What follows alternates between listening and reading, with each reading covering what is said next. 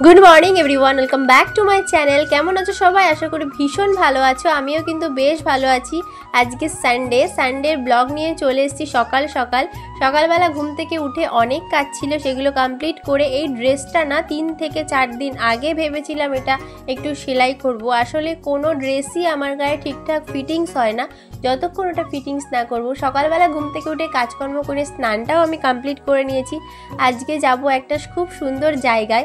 আমার কাছে হয়তো ওটা খুবই সুন্দর জায়গায়, জানি না তোমাদের কেমন লাগবে। তো চলো সারাদিন কি করি না করি তোমাদের সাথে শেয়ার করব। প্রথমে ঘুম থেকে উঠে ছেলেকে নিয়ে বেরিয়ে গেছিলাম ওকে চুলটা কাটাবো বলে, কারণ অনেক দিন যাবত ওর চুলটা কাটানো হয় না, বেশ বড় হয়ে গেছিলো। আজকে কিন্তু মোটামুটি ভালোই গরম পড়েছে, আর দেশে দেখি কি মানে পুরোই ফাঁকা বলতে পারো। আর প্রত্যেকবারের মতো এইবারও সেম অবস্থা। প্রথমে চুপচাপ বসে থাকে, তারপর আস্তে আস্তে কান্নাকাটি শুরু করে। প্রথমে ওর বেশ ভালোই লাগে ব্যাপারটা, তারপর মনে হয় যে ঘাড় নিচু করে বসে থাকা আমার কাছে খুব একটা কষ্টজনক ব্যাপার। অনেক কষ্টে ঠিকঠাক করে চুলটা কাটানোর পর চলে এলাম বাড়িতে। আজকে হচ্ছে আমার দাদুর মৃত্যু দিবস বলতে পারো। প্রত্যেকবারের মতো এই দিনটা আমি তোমাদের সাথে শেয়ার করি, এই বছরও করব। আমি ঘরটা ক্লিন করে নেওয়ার পর মোটামুটি অনেক কাজ ছিল, মাঝখানে কোনো ভিডিও শেয়ার করতে পারিনি। আর আজকে যেহেতু ওই বাড়িতে এসেছি, ওই বাড়িতে পুরোটাই ভেজ ছিল, কারণ তোমাদের প্রথমেই বললাম যে আজকে আমার দাদুর মৃত্যু দিবস।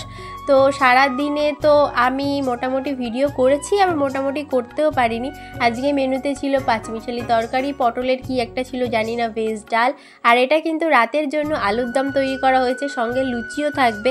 আমি শেয়ার করতে পারবো কিনা জানি না, তবে আমি প্রথমে এখনই তোমার সাথে শেয়ার করে নিলাম।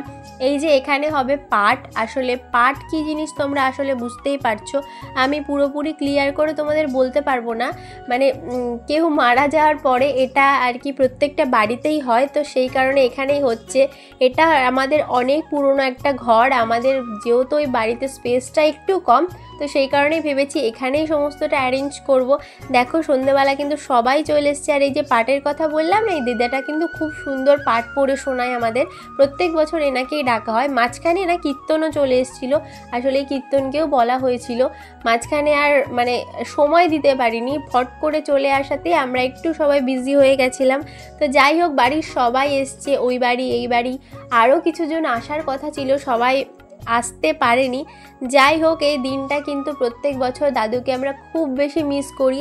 আসলে সারা বছরই আমি খুব বেশি মিস করি, কারণ আমার দাদুকে আমি খুব বেশি ভালোবাসতাম। আর এই পরিস্থিতির চাপে পড়ে কিছু কিছু সময় তো সব কিছু সম্ভব হয় না। আর এই যে দেখো, তোমরা মোটামুটি সবাইকেই চেনো, সবাই চলে এসছে। বাড়িতে যারা এসেছিলো সবাইকে প্রসাদ বিতরণ করা হয়েছে, আর আমরাও নিজেরা এখন খাবো।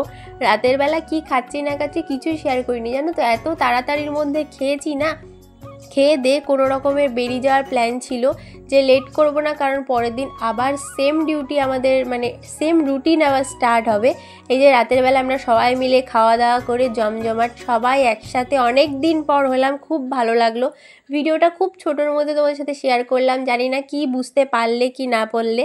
যারা মনোযোগ দিয়ে ভিডিওটা শুনছো তাদের জন্য বলছি টাটা। আমার বকবক